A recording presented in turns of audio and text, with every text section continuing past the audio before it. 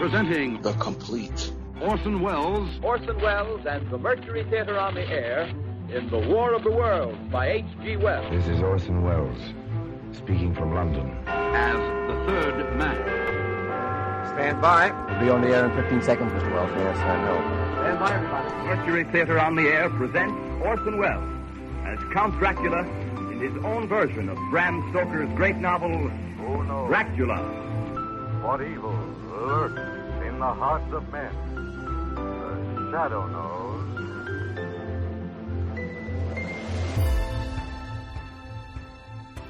Hello world, welcome to The Complete Orson Welles, brought to you by Dwayne Old Time Radio. This podcast will feature various classic radio programs ranging mostly from 1936 to 1952 that Orson either produced and directed, was featured on, or starred as a guest. If you enjoy my podcast, you can subscribe to receive notifications of new posts. Subscribing is free and only takes a moment. New episodes are posted weekly. If inclined, please leave a rating and or review on your preferred podcast service. Thank you for your support. Hope you enjoyed the genius of Mr. Welles. Let's start the month of April on The Complete Orson Welles, brought to you by Dwayne Old Time Radio, with the Mercury Theatre on the air. This one is titled, the play is titled A Tale of Two Cities, famous story, and it aired July 25th, 1938.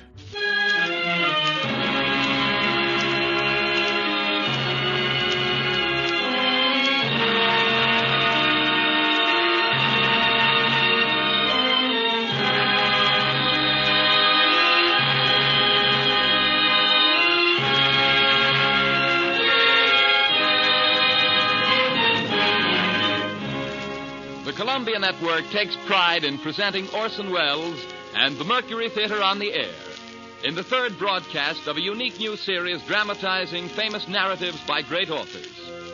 This is the first time that a complete theatrical producing company has been brought to radio, and the Columbia Network again welcomes Mr. Welles and his associates to its own stations and to the stations of the Canadian Broadcasting Corporation coast to coast. Every week, Orson Welles invites our listeners to suggest their favorite titles. And tonight, at your request, the Mercury Theatre on the air presents A Tale of Two Cities by Charles Dickens, with Orson Welles as Dr. Minnet and Sydney Carton. A Tale of Two Cities.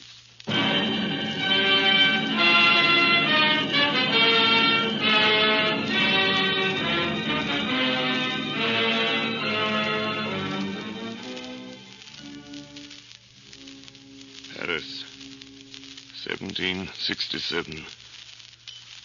I, Alexander Minnet, unfortunate physician, write this melancholy paper in my doleful cell in the Bastille. Hope has quite departed from my breast. I write these words with a rusty iron point, dipped in scrapings of soot and charcoal from the chimney, mixed with blood. One cloudy night, 10 years ago, I was walking along the quay by the river. Dr. Minnet. Dr. Minnet. That is my name. Dr. Minnet, formerly of Beauvais. I am that Dr. Minnet. Will you please to enter the carriage, Dr. Minnet? Gentlemen, pardon me, but I usually inquire who does me the honor to seek my assistance. Doctor, your clients are people of condition enough. Will you please to enter the carriage? They were armed and I was not. I got in silence. We left the streets behind, through the North Barrier, onto a country road, and presently stopped at a solitary house. I saw that the two men were brothers.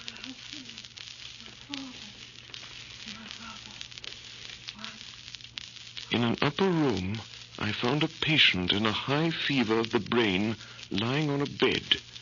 She was a woman of great beauty and young, certainly not past 20. Her hair was torn and ragged, and her arms were bound to her side. My husband, my father, my brother.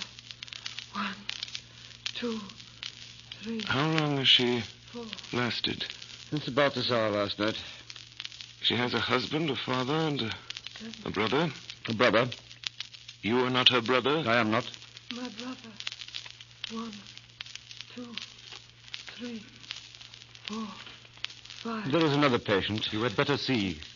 Come. 7, 8, 9. In a back room on some hay on the ground lay a handsome boy of not more than 17. His wound was a sword thrust, received from 20 to 24 hours before. He was dying fast. How was this done, monsieur? Crazed young common dog, a peasant, forced my brother to draw on him and has fallen by my brother's sword, almost like a gentleman. The boy's eyes moved slowly towards me. Have you seen her, Doctor? I have seen her. She is my sister, Doctor. She was a good girl, married to a good young man, too. One of his tenants. We are all tenants of his. But the Marquis of St. Alverman saw her, and what do you think they did? He and his brother. You know, Doctor, that is among the rights of these nobles to harness us common dogs to carts and drive us. They so harnessed my sister's husband and drove him all day, and all night kept him on the grounds in the unwholesome nights, quieting the frogs so that their noble sleep might not be disturbed. And then back in the harness in the day. Taken out of harness one day at noon to feed, if he could find food. He sobbed 12 times, once for every stroke of the bell, and died on her bosom. And then, when her husband was dead, that man took her away. I saw her pass on the road. I tracked him here, and last night I climbed in. A common dog, but a sword in my hand. I made him draw and fight with me. Common dog that I am. Where is he? He is not here. Marquis of St. Alverman. In the days when all these things are to be answered for, I summon you and yours to the last of your bad race to answer for them. I mark this cross of blood upon you as a sign that I do it. He put his hand to the wound in his breast, and with his forefinger drew a cross in the air. He stood for an instant with a finger yet raised, and as it dropped, he dropped with it, and I laid him down, dead. My husband, my father, my brother. I 1, returned 2, to the bedside of the girl. 4. The sound of her voice never ceased. She lingered on for a week. Then, on the 8th day... She is dead? She is dead. I congratulate you, my brother.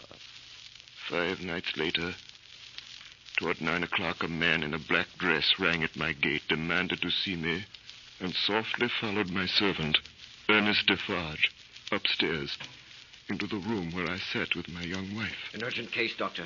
Won't detain you long. I have a coach waiting. When I was clear of the house, a black muffler was drawn tightly over my mouth from behind, and my arms were pinioned. The 2 brothers crossed the road from a dark corner and identified me. Not a word was spoken.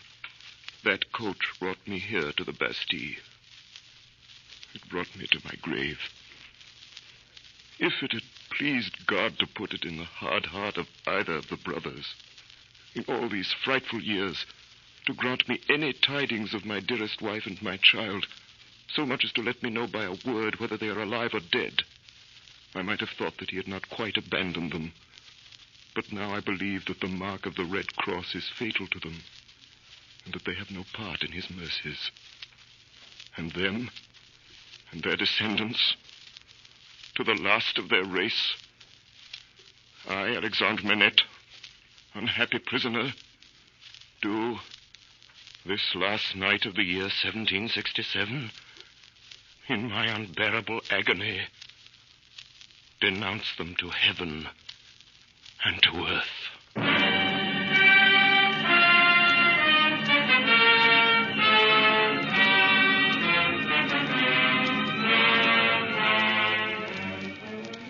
The words are written in scrapings of soot mixed with blood on scraps of crumbling paper.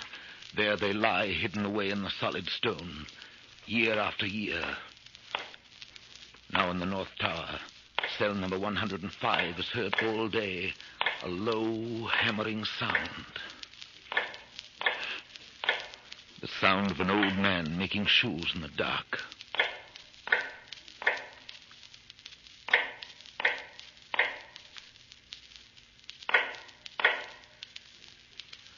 One day, after 18 years, the sound stops. And for a while, North Tower cell number 105 is empty.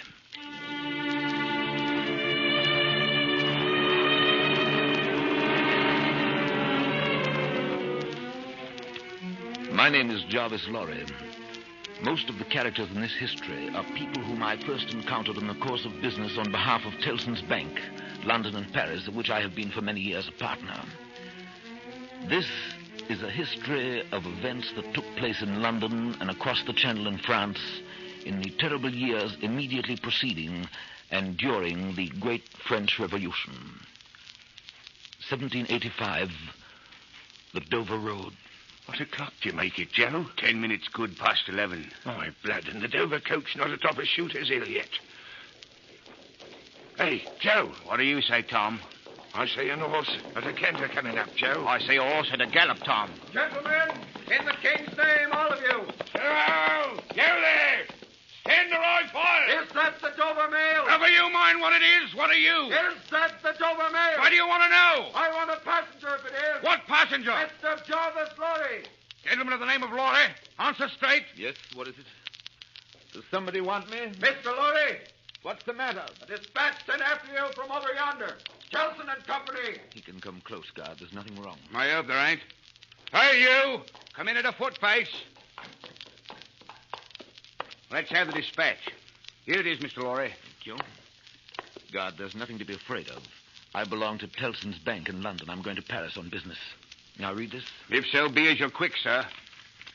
Wait for Miss Manette at Dover. You see, guard, it's not long. Messenger. Yes, sir. Take back my answer to London. Here it is. Recalled to life. Recalled to life? Yes, Mr. Lorry. Good night.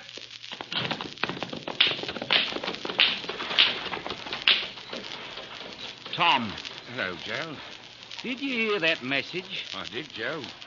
What did you make of it, Tom? Nothing at all, Joe. Well, that's a coincidence, too. Well, that's just what I made of it myself.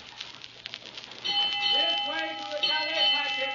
This way to the Calais packet. We sail with the tide, ladies and gentlemen. All aboard for Calais. Glad to have you with us again, Mr. Lorry. I'm expecting a young lady aboard, a Miss Manette. She may ask for Mr. Jarvis Lorry, or she may ask for a gentleman from Tellson's Bank. But when she comes, will you show her to my cabin? Very good, sir. We sail with the tide, ladies and gentlemen. All aboard for Calais.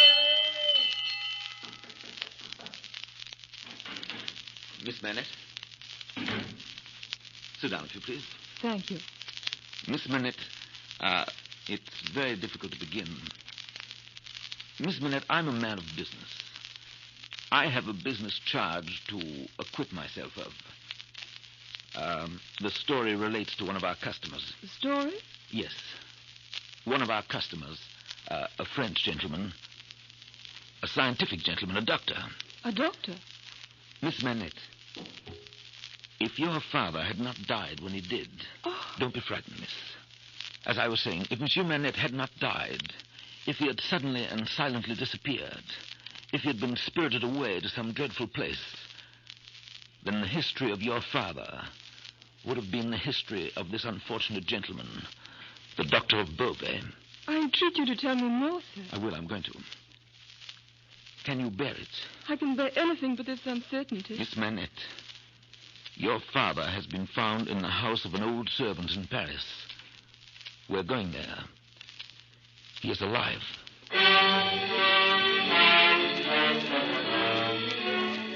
In the quarter of Saint-Antoine, in a narrow, mean street full of offense and stench, peopled by rags and nightcaps and hunger, smelling of rags and nightcaps and hunger, we found the wine shop of Dr. Manette's old servant, Ernest Defarge.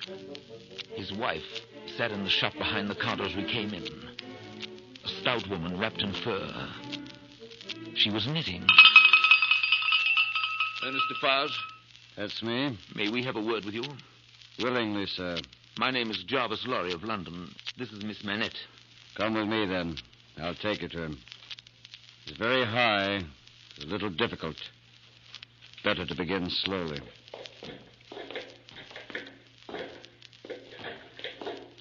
Is he always alone, then? Yes. His own desire? Of necessity. He is greatly changed. Changed? Huh.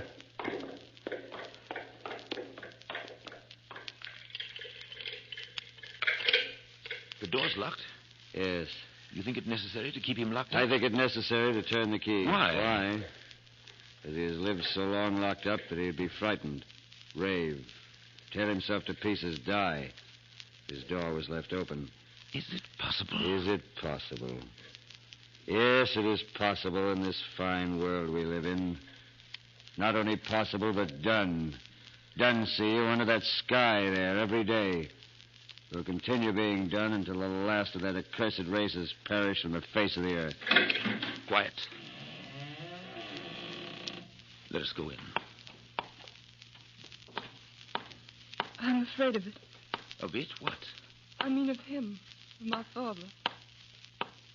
Listen. What is that sound?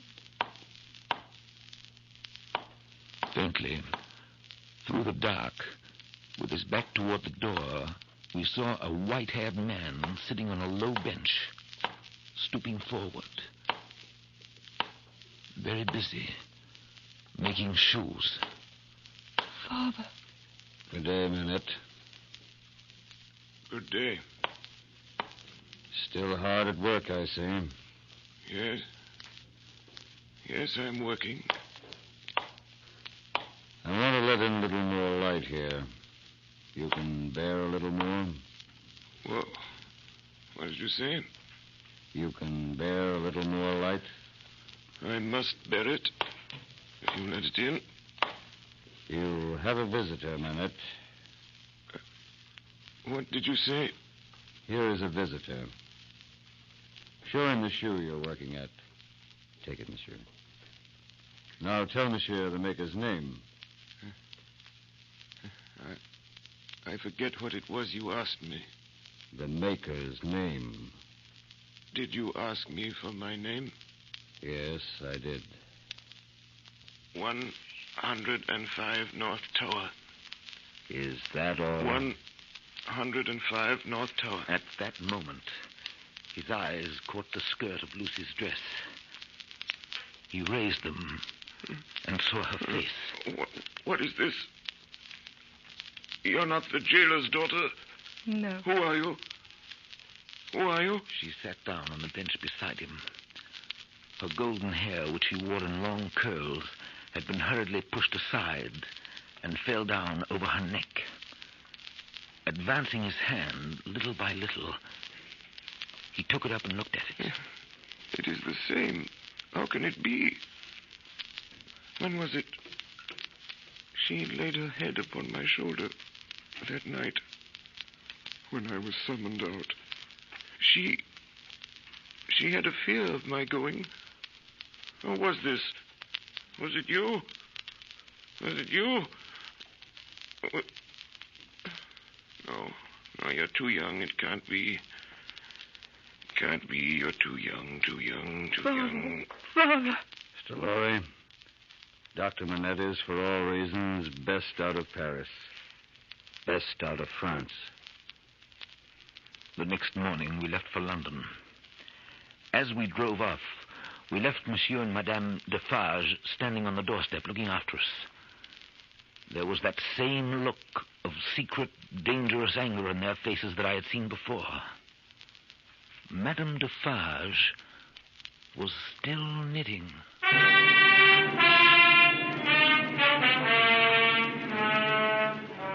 The next night we were in Calais. There we boarded the packet and after a rough voyage reached England in safety. I was to be reminded of that voyage. 5 years later, a trial was held at the Old Bailey at which I was summoned to appear in company with Miss Lucy Minette and Dr. Alexander Minnet, all three of us, as witnesses for the Crown. Is all ship intact? What's coming now? The treason case. The quartering one? He'll be drawn on an early will. He'll be off-egged. Then he'll be taken down and sliced before his own face. Then his head will be chopped off and he'll be cut in quarters. That's the sentence. If he's found guilty, you mean? Oh, they'll find him guilty. Don't be afraid of that. The prisoner was brought in. A young gentleman of about 25, well-grown and well-looking. He was very pale. For a moment, his eyes turned to where we sat. Then the indictment was read. Charles Darnay, you're a false traitor to our serene, illustrious, excellent Prince, our Lord the King, by reason of your having on divers occasions, by divers means and ways, assisted Louis the French King in his wars against our serene, illustrious, excellent Prince, King George. That is to say, by coming and going between the dominions of our said serene, illustrious, excellent Prince, and those the said French Louis, and wickedly, falsely, traitorously. Prisoner, do you plead guilty or not guilty? Not guilty. I shall now prove, my lord, to the satisfaction of yourself and this jury, that the prisoner Charles Darnay, though young in years, is old in these treasonable practices which today claim forfeit of his life. That this correspondence with our national enemy is not a correspondence of today, nor of yesterday, nor even of last year or the year before that. That as long as 5 years ago... First witness to the Crown, Mr. Jarvis Lorry. Jarvis Lorry. Mr. Lorry, are you a partner of Tellson's Bank? I am. On a certain night in November, 1775, did business occasion you to travel between Calais and Dover by the packet ship? It did. Mr. Lorry, look upon the prisoner. Have you seen him to your certain knowledge before? I have. When? At Calais that night, the prisoner came aboard the packet and made the voyage with me. At what hour did he come aboard? A little after midnight. In the dead of night, eh? Were you traveling alone, Mr. Lorry, or with any companion? With 2 companions, a gentleman and a lady. They're here. They're here! Next witness, Miss Minette. Miss Minette. Miss Minette, look upon the prisoner, Charles Darnay. Miss Minette, have you seen the prisoner before? Yes, sir. Where? On board the packet ship just referred to, sir. You are the young lady just referred to? Most unhappily, I am. Answer the questions put to you. Miss Minette, had you any conversation with the prisoner? Yes, sir. Recall it. When the gentleman came aboard... You mean the prisoner? Yes, my lord. Then say the prisoner. When the prisoner came on board... Did he come on board alone? No. How many were with him? One, a French gentleman. Did they confer together? Yes, they seemed angry. I thought I heard the prisoner say, there is a curse on our house. You have brought a curse on our house. Miss Minette, the court is not interested in what you think you overheard. What conversation did you have with the prisoner? Soon after we started, he noticed that my father was very tired and in a very weak state of health. The prisoner was very kind and useful to my father. I hope I may not repay him by doing him harm today. The prisoner's conversation, Miss Minette. What did the prisoner say to you? He told me that he was traveling on business of a delicate and difficult nature, which might get people into trouble, and that he was therefore traveling under an assumed name. He said that in England, my father... Alexander Minnet! Dr. Alexander Minnet! Dr. Minnet! Dr. Minnet, look upon the prisoner. As the old man looked at Darnay, his face for an instant became frozen, as it were. It was a curious look, very intent, deepening into a frown of dislike and distrust, not even unmixed with fear. It passed so quickly that few could have noticed it. Dr. Minette, have you ever seen this prisoner before? Once when he called on us at my lodgings some 3 years ago. Can you identify him as your fellow passenger aboard the packet ship, or recall his conversation with your daughter? Sir, I can do neither. Is there any particular and special reason for your being unable to do either? There is. Has it been your misfortune to undergo a long imprisonment without trial in your native country, Dr. Minette? A long imprisonment. Were you newly released on that occasion? They tell me so. Have you no remembrance of the occasion? None. My mind is a blank. From some time, I cannot even say what time, when I was employed in making shoes. That was in my captivity to... Excuse me, sir, to the time when I found myself living in London with my dear daughter here. I have no remembrance, no remembrance. Next witness! Next witness! Next witness! Next witness! Now things began to look black for the prisoner. The prosecution held that previous to that Friday night in November 5 years ago, Charles Darnay had visited a dockyard town on the south coast of England, and there collected information which he later delivered to the French authorities in Calais. In proof of this, the star witness, who had every appearance of being himself a paid spy, now took the stand and identified Charles Darnay as having been at the precise time required in the coffee room of a hotel in that Dakyar town, waiting for another person. On this point, counsel for the prisoner tried in vain to shake him. And that is the only time you ever saw this prisoner? Yes, Your Honor. You never saw him before or since? No, Your Honor. No. Now, a curious thing happened. A gentleman who had been sitting off by himself all this time, staring up at the ceiling of the court, suddenly came to life, removed his wig, wrote a word or two on a little piece of paper, and tossed it to the prisoner's counsel, who opened it, and then looked with great attention and curiosity at the prisoner. You say again you are quite sure that it was the prisoner? Oh, quite sure, Your Honor. Did you ever see anybody very like the prisoner? Oh, no, Your Honor. Do you think there could be anybody so like the prisoner that you could be mistaken? Oh, no, Your Honor. But if there were, you would then admit that you might have been mistaken. Huh? Oh, yes, Your Honor. Very well. Look upon Mr. Sydney Carton, my learned friend there, without his wig, and then look well upon the prisoner. How say you?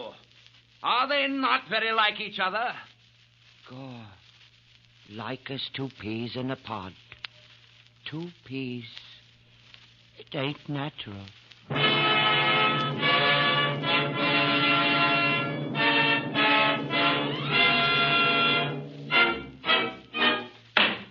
Gentlemen of the jury, do you find the prisoner, Charles Darnay, guilty or not guilty? Not guilty.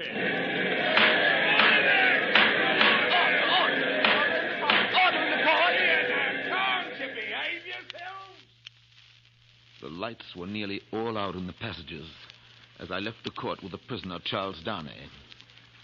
There, leaning against the wall in the dark, stood Sydney Carton. There was wine on his breath. Oh, Mr. Lorry. Men of business may speak to Mr. Darnay now. Sir, we men of business are not free. I know. Don't be upset, Mr. Lorry. You're as good as another, I have no doubt. Better, I dare say. Indeed, sir. I really don't know what you have to do with the matter. If you'll excuse me for saying so, I really don't know that it's any of your business, Mr. Carton. Business? Bless you, I have no business. It's a pity you haven't, sir.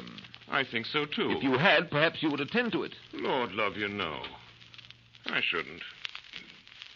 Mr. Darnay, good night. God bless you, my boy. I hope you've been this day preserved for a prosperous and happy life. Thank you, sir. Good night. Good night, my boy. Good night. Mr. Darnay. Yes? Mr. Darnay, this is a strange chance that throws you and me together. This must be a strange night to you. Standing alone here with your counterpart on these street stones. I hardly seem yet to belong to this world again. I feel quite faint. Then why the devil don't you dine? Let me show you the nearest tavern to dine well at. Come on.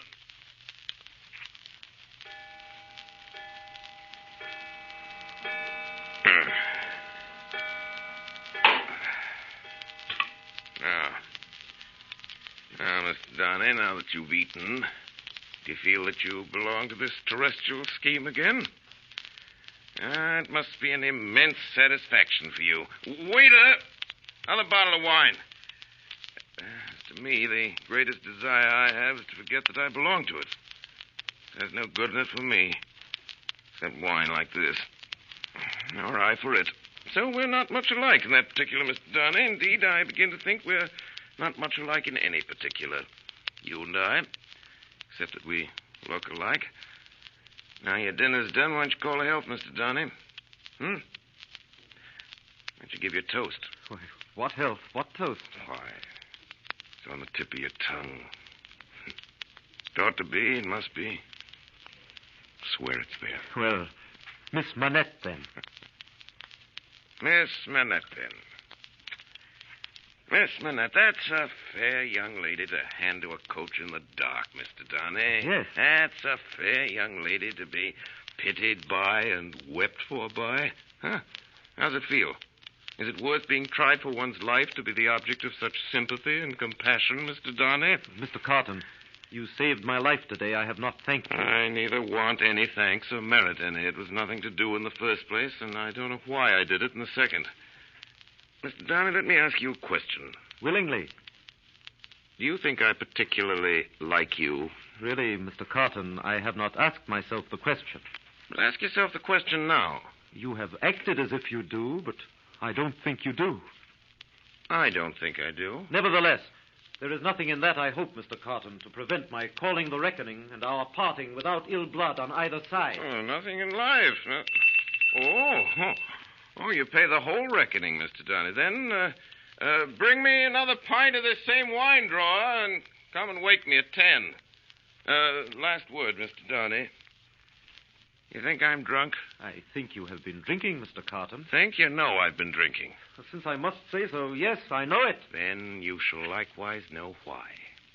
I am a disappointed drudge, sir. I care for no man on earth, and no man on earth cares for me. That is very much to be regretted, Mr. Carton. You might have used your talents better. Maybe so, Mr. Darnay. Maybe so, maybe not. But don't let your sober face elate you, however. You don't know what it may come to. Good night, Mr. Darnay. Drawer! Drawer! Where's that bottle of wine?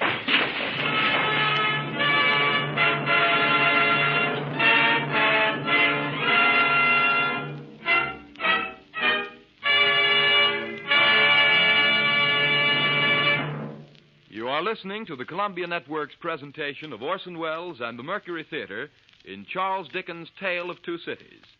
We pause a moment now for station identification. This is the Columbia Broadcasting System. The Columbia Network is presenting A Tale of Two Cities, and the Mercury Theater resumes the story with Orson Welles as Dr. Minnet and Sydney Carton.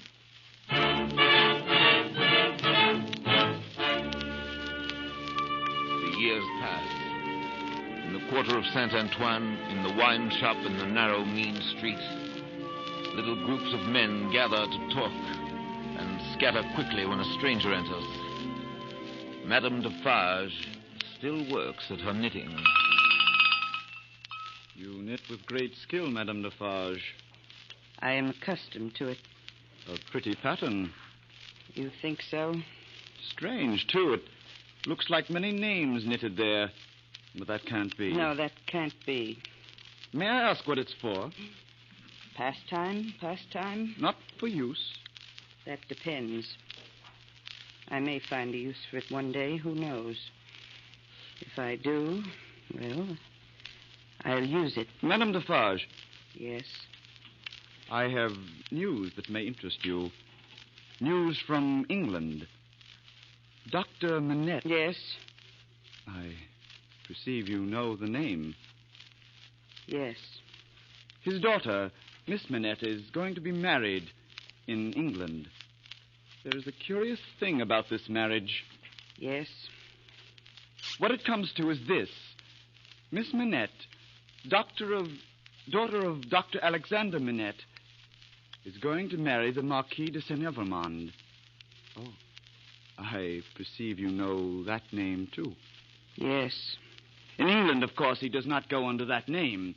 He is called Mr. Charles Darnay. Mr. Charles Darnay. Defarge. Yes. What is it? Is it true, do you think, what he said of Mademoiselle Minette? If it is. If it is true, then when our day does come, I hope for her sake destiny will keep her husband out of France. Her husband's destiny will take him where he is to go, and will lead him to the end that is to end him.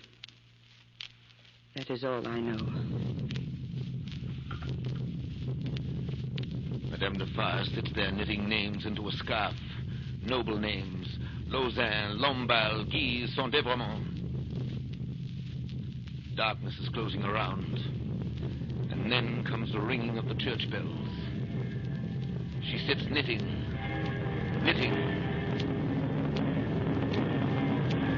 Another darkness is closing in when the church bells shall soon be melted into thunder cannon, when the drums shall be beating to drown a wretched voice.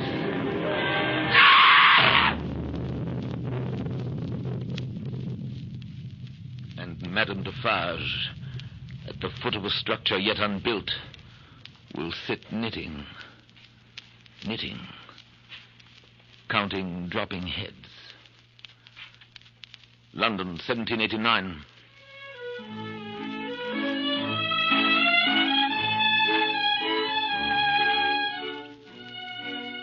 Never did I see two people more united than Dr. Minnet and his daughter in the weeks before Lucy's marriage to Charles Darnay. Are you happy, my dear father? My child, I never thought I should live to know such happiness.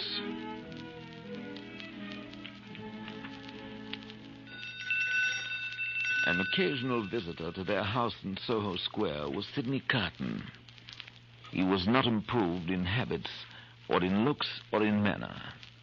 His air of debauchery was as if, even more pronounced, and it seemed to me that he was behaving with even less delicacy than usual when he presented himself one afternoon, only a few days before Lucy's marriage, and asked to see Miss Minnet alone. He was shown upstairs. Miss Minnet, will you hear me? Yes, Mr. Carton. Miss Minnet, I know very well that you can have no tenderness for me. I ask for none. I'm even thankful that it cannot be. Without it, is there nothing I can do for you, Mr. Carton? All you can ever do for me is done.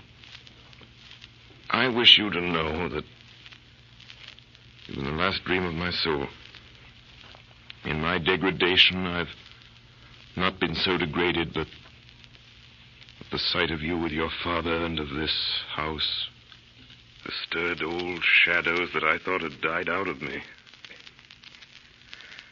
A dream, all a dream that ends in nothing and leaves the sleeper where he lay down. But I wish you to know that you inspired it. Will nothing of it remain? No, Miss Minette. No. No, I shall never be better than I am. I'm like one who died young. All my life. Might have been. Don't be afraid. I'll never refer to this again, only in the hour of my death I shall hold sacred this one good remembrance. That my last avowal of myself was made to you, and that my name and faults and miseries were gently carried in your heart. Do you believe this of me, Miss Minette? I do. And this, too, believe. For you and for any dear to you, I would do anything. Remember sometimes. Remember that there is a man who would give his life to keep a life you love beside you. Goodbye, Lucy. Goodbye.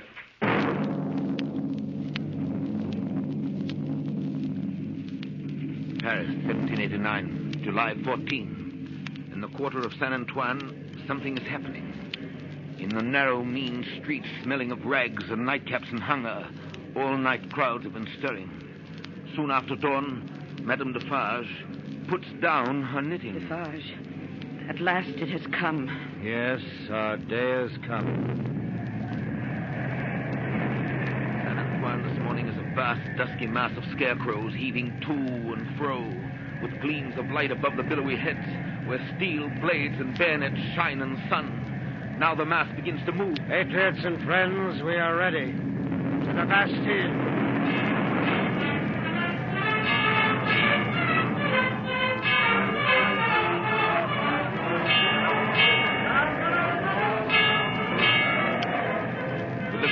Rises wave on wave, depth on depth, overflowing the city. After 2 hours, a white flag from within the fortress.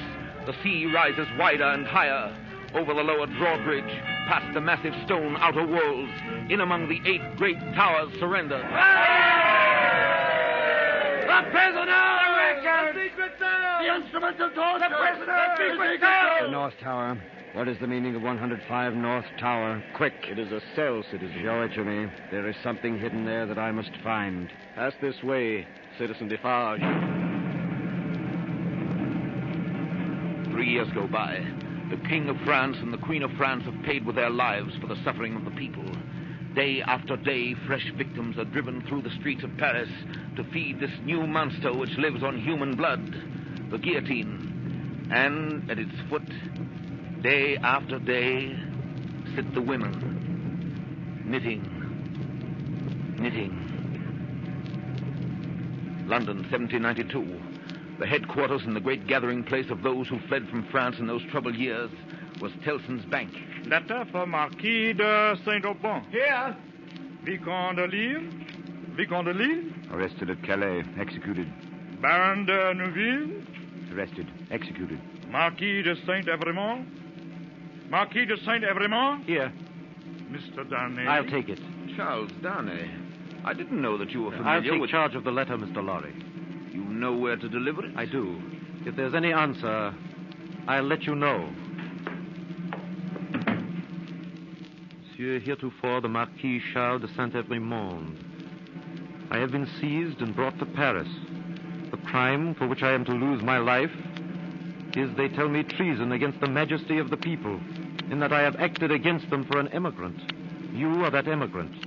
It is in vain that I tell them that even before the confiscation of emigrant property, according to your commands, I had collected no rent and forced no taxes. Their only answer is that I have acted for an emigrant. Where is that emigrant? I beg you, Monsieur heretofore the Marquis, to come to my rescue and release me. I pray you, be true to me, your poor servant. Yes, Darnay? I have the answer to that letter. So soon? It is to a prisoner in the La Force prison in Paris. And what is the message? Simply that he has received the letter and will come. 3 days later, a few leagues out of Calais, on the Paris road, Charles Darnay was arrested. Citizen, I beg you to observe that I came here of my own free will, in answer to that written appeal that lies before you. Is that not my right? Right. Immigrants have no rights. You're consigned, Evremont, to the prison of La Conciergerie. Just heaven, under what law? For what offense? We have new laws, aristocrat, and new offenses since you were here.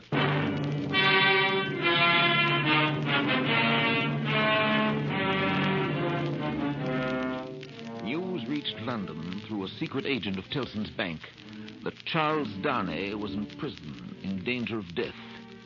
3 days later, we were in Paris.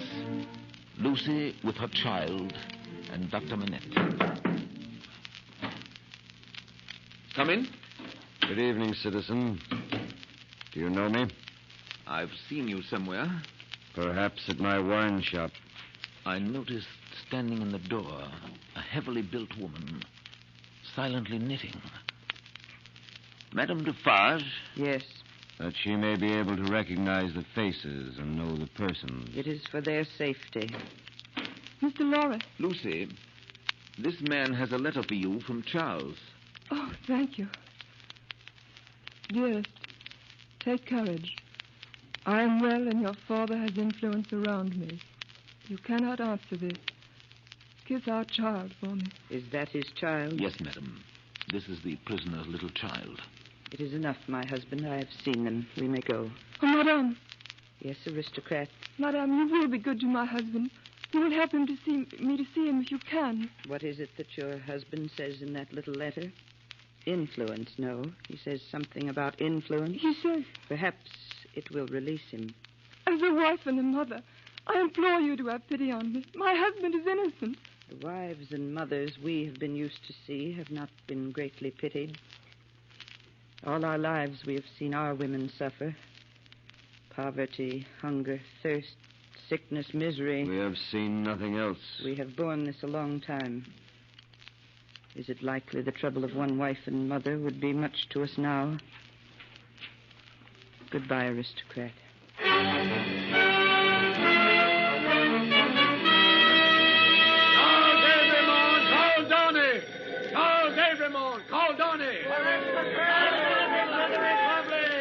Prisoner, is it true that you have lived many years in England? That is true. Then you are an immigrant? No, citizen judge. Prisoner, why did you return to France when you did? I returned to France on the written entreaty of a French citizen to save a French citizen's life. Is that the action of a guilty man? Is that criminal in the eyes of the Republic? take the stand. Dr. Minnet, do you know this prisoner? I do. Where did you first make the prisoner's acquaintance? In England, citizen judge, on my release from long imprisonment. This man is my first friend. For years he has lived in my house, always faithful and devoted to my daughter and myself in our exile. In all the years that I know this man, I, Dr. Minnet, for 18 years, prisoner in the Bastille. Enough. Live, Dr. Minnet. Not guilty. Not guilty.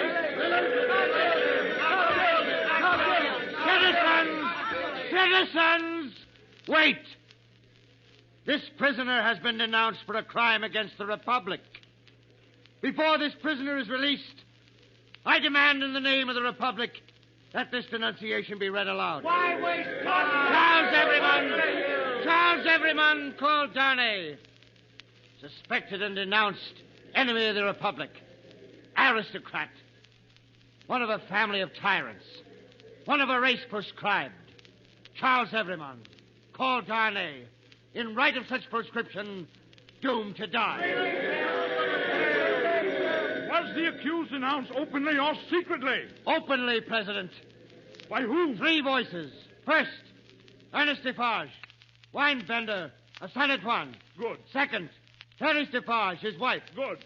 Third, Alexander Minnet, physician. President, I protest this is a forgery and a fraud. The accused is the husband of my daughter, who says that I denounced the husband of my child. Citizen Minnet, be still. If the Republic should demand of you the sacrifice of your child, you would have no duty but to sacrifice her. Be silent. On the 14th of July, 1789, at the taking of the Bastille, a paper was found by citizen Ernest Defarge, concealed between 2 stones in the chimney of a cell known as 105 North Tower. The writing is the writing of Dr. Minnet. I, Alexander Minnet. Let it be read. I, Alexander Minnet, unfortunate physician, write this melancholy paper in my doleful cell in the Bastille. Hope is quite departed from my heart. I go down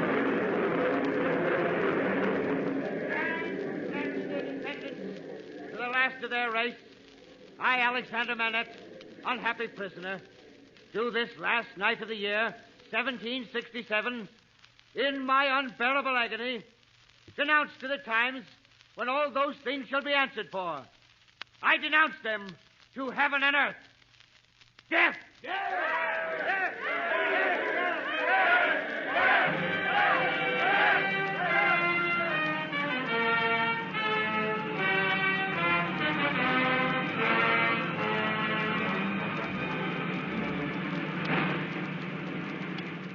All day, tumbrils go through the streets, feeding the guillotine, and at its foot, splashed with blood, sit the women knitting late into the night, counting dropping heads.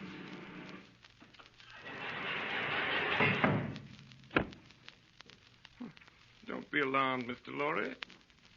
Don't be alarmed. I'm quite sober. Sydney Carton. Now, Mr. Lorry, listen carefully to what I have to say. But, Carton... Don't waste time asking questions. First, Mr. Lorry, here is the certificate which enabled me to pass out of the city. You see, Sydney Carton, an Englishman. Yes? Yes. Keep it for me until tomorrow. I have arranged to see Charles Darnay in prison in the morning, and I'd better not take it with me. Do you understand? Why not? I prefer not to do so. Now, take this paper. It's a certificate enabling Dr. Minnet and his daughter and her child at any time to pass the barrier and the frontier, you see? Yes, but you can buy the means of traveling the coast as quickly as the journey can be made. You have money. Order your horses to be ready at 2 in the afternoon. Well? It shall be done. Tell Lucy tonight, for the sake of her child and her father, tell her and press upon her the necessity of leaving Paris with them and with you at that hour. Tell her it was her husband's last wish. You think she'll consent? I believe Have so. all these arrangements made in the courtyard, and here, even to the taking of your own seat in the carriage, and then, the moment I come to you, take me in and drive me away. Do you understand that? I understand that whatever happens, I am to wait for you. You have my certificate in your hand with the rest. The instant my place is occupied, you start for England. Promise me solemnly that nothing will make you alter the course on which you now stand pledged to each other. Nothing, Carton. Remember these words tomorrow. Remember them. Change the course or delay for any reason, And no life can possibly be saved. Many lives dear to us must inevitably be sacrificed. I will remember them. I hope to do my part faithfully. Yes, yes. And I hope to do mine. In the black prison of the Conciergerie, the doomed of the day await their fate. They are 52. Even before their cells are quit of them, new occupants have been appointed.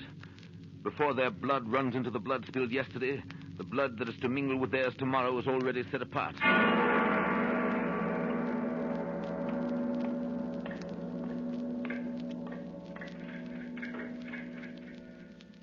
Is this the one? Yes, this is the one. Go you in alone. I wait outside. Lose no time. Good day, Mr. Darnay. Carton. Once more we meet. Are you a prisoner, too? No, I happen to be possessed of a power over one of your keepers here. I come from your wife, Darnay. I bring you a request from her. What is it? A most secret, earnest, pressing entreaty. You've no time to ask me why I bring it or what it means. I have no time to tell you. You must comply with it. Take off these boots you wear and draw on mine. Here's a chair. Now, hurry. Draw on these boots of mine. Put your hands to them. Put your will to them. Quick. Carton, there's no escaping from this place. It can never be done. You'll only die with me. It's madness. It would be madness if I asked you to escape, but do I? Of course not. Change that cravat from this of mine. Carton, Go it's on. madness. It can't be done. It never can be done. It has been attempted. It has always failed. Do I ask you, dear Darnay, to pass the door? When I ask you that, then refuse me. There are pen and ink and paper on this table. Is your hand steady enough to write? Why, Then yes. write what I shall dictate. Quick, friend, quick. Write exactly as I speak. To whom do I address To it? no one. Do I date it? No. No.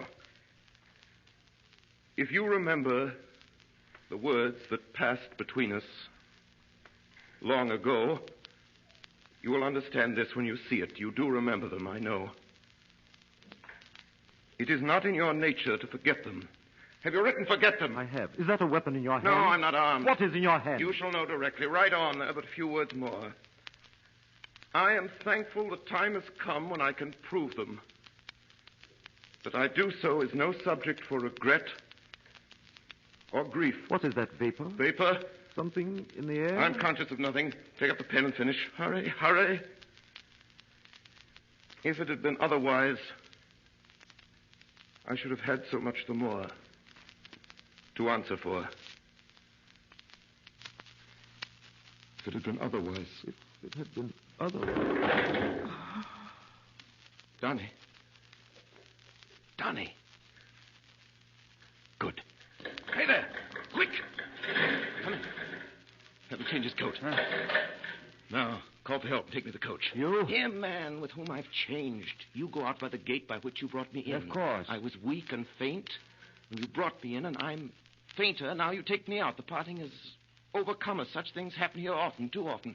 Quick, call for help. You swear not to betray me. Man, don't waste time. Take him yourself to the courtyard. You know him.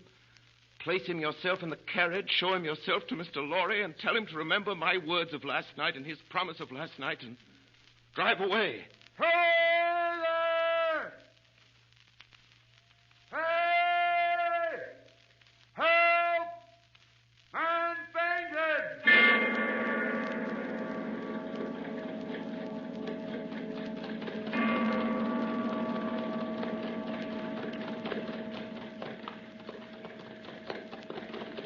Halt! Who goes there? Who's inside? Papers? Alexander Minnet, physician, French. Lucy, his daughter, French. Lucy, wife of Evremont. Is that right? Huh. Evremont has an appointment elsewhere today, I believe. Lucy, their child, English. Sydney Carton, lawyer, English. English lawyer appears to be sleeping. Jarvis Lorry, banker, English. Go ahead, you can depart, citizens. A good journey.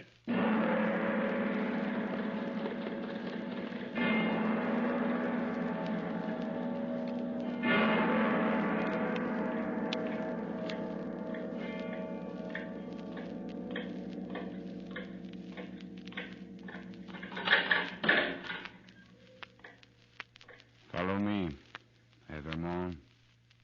I'm ready.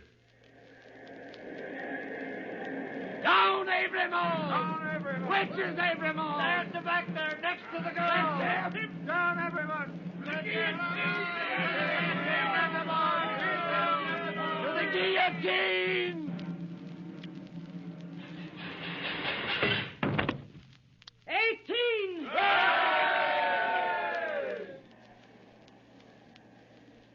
Citizen Evermond, do you remember me? I'm the poor little seamstress who was with you in the prison. Huh? Oh, true, I forget. What were you accused for? Plots. Is it likely? Who would think of plotting with a poor little weak creature like me? 19!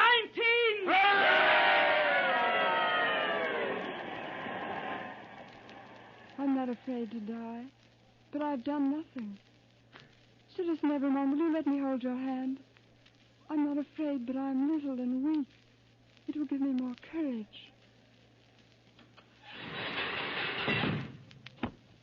20!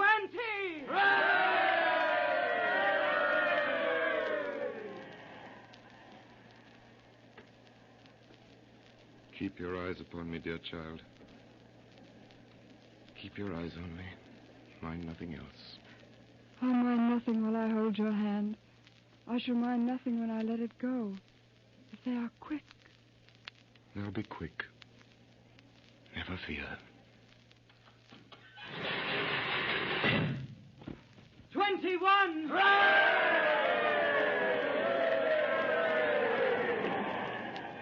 Is the moment come? Yes, May I kiss you now? I'm so afraid. my child. Nothing to fear. I see these men around me. Long ranks of the new oppressors who've risen on the destruction of the old, perishing by this same instrument of retribution before it shall cease out of its present use. I see the lives for which I laid down my life. Peaceful, useful, prosperous, and happy in that England which I shall see no more. You know, I see her father restored and faithful to all men in his healing office and at peace. I see her at this moment with a child upon her bosom who bears my name. And I hear her tell the child my story with a tender and a faltering voice. Number 22. Goodbye, little one. Goodbye.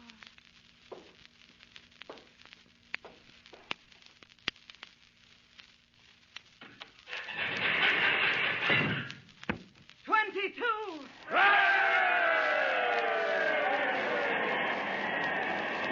Number 23. Right, citizen.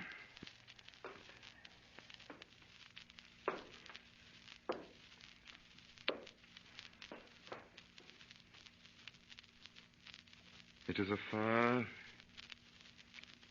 far better thing that I do than I've ever done. It is a far, far better rest that I go to than I have ever known.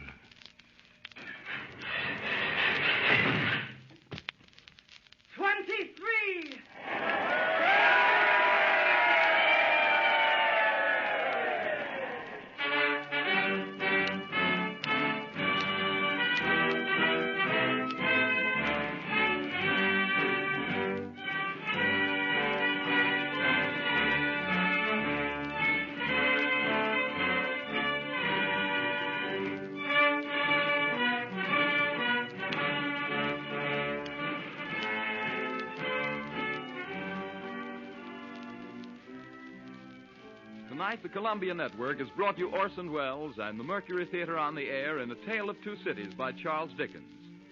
We now present the star and director of these broadcasts, who tonight played Dr. Minnet and Sydney Carton, Orson Welles.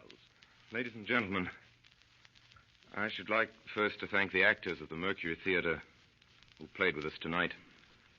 Among them were Martin Gable as Mr. Laurie, Ray Collins as the prosecutor, Edgar Berrier as Charles Darnay, Frank Reddick as Defarge, Eustace Wyatt as the clerk and the judge, Kenneth Delmar as the counselor for the defense,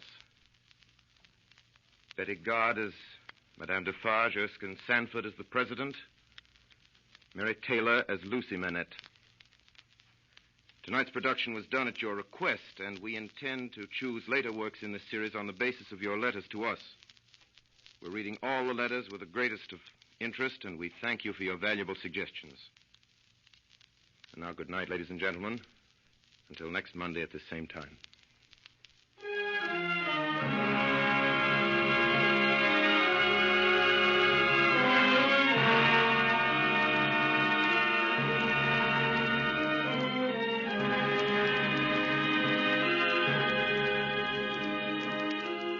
Tonight's production by the Mercury Theater on the Air was heard on both the CBS network and through the stations of the Canadian Broadcasting Corporation. Bernard Herrmann conducted the music, and Davidson Taylor supervised for the Columbia Network. Dan Seymour speaking. This is the Columbia Broadcasting System.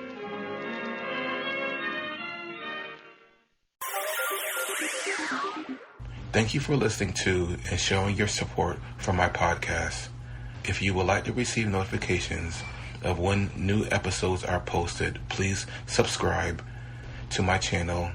Subscriptions are 100% free, and they really help me get an idea of how I'm doing.